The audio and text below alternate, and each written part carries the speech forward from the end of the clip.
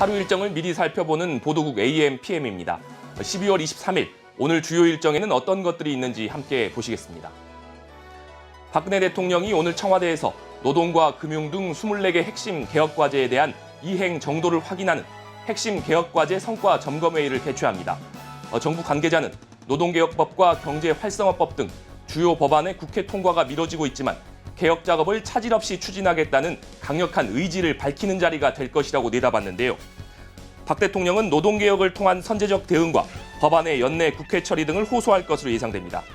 특히 이번 회의에는 일반 시민들도 참석해서 개혁 이전과 이후를 비교하며 경험담을 소개할 예정입니다. 새정치민주연합 임내연 의원이 야권 심장부인 광주에서 두 번째로 탈당할 것으로 보입니다. 임 의원은 오늘 오전 11시 국회 정론관에서 탈당을 선언할 예정으로 알려졌는데요. 앞서 지역구인 북구을에서 탈당에 대한 의견을 수렴한 것으로 전해졌습니다. 임 의원이 탈당할 경우 지난 20일 광주에서 처음 탈당한 김동철 의원에 이어 광주에서는 두 번째, 또 안철수 의원 탈당 이후로는 문병호, 황주홍, 유성엽 의원에 이어 다섯 번째 탈당이 됩니다. 임 의원의 이번 탈당으로 새정치연합 광주 현역 의원들의 탈당이 계속될지도 주목되는데요. 광주가 지역구인 권은희, 박혜자, 장병환 의원도 지역 주민들의 의견을 수렴하며 탈당을 저울질하고 있는 것으로 알려졌습니다. 축구협회가 올해 한국 축구를 마무리하는 시상식을 개최합니다. 잉글랜드 프리미어 리그에서 활약 중인 손흥민 선수와 기성용 선수가 올해의 선수상 후보로 뜨거운 경쟁을 벌이고 있는데요.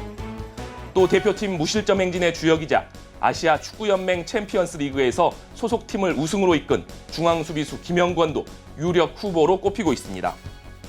여자 부문에는 여자 월드컵과 동아시안컵에서 활약한 조서연과 김정미, 전가을 선수, 그리고 잉글랜드 첼시 레이디스에서 우승컵을 들어올린 지소연 선수가 경쟁하고 있습니다.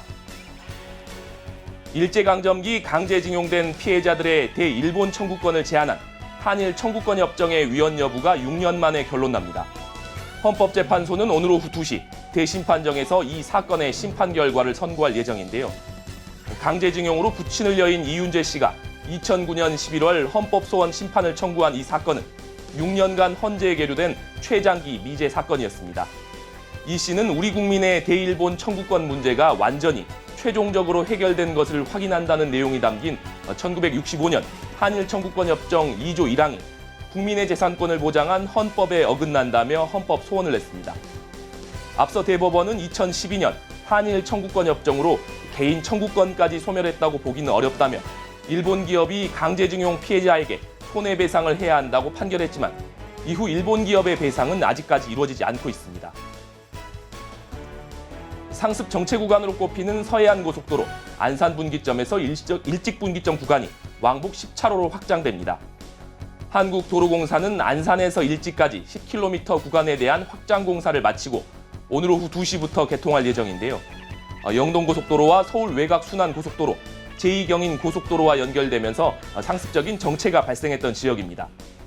한국도로공사는 10차로 확장에 따라 통행 속도가 시간당 최대 19km 정도 빨라질 것으로 예상하고 있는데요. 지난 2010년 시작된 확장 공사에는 1,700억 원에 달하는 비용이 투입됐습니다. 보도국 AM/PM에서 준비한 소식은 여기까지입니다.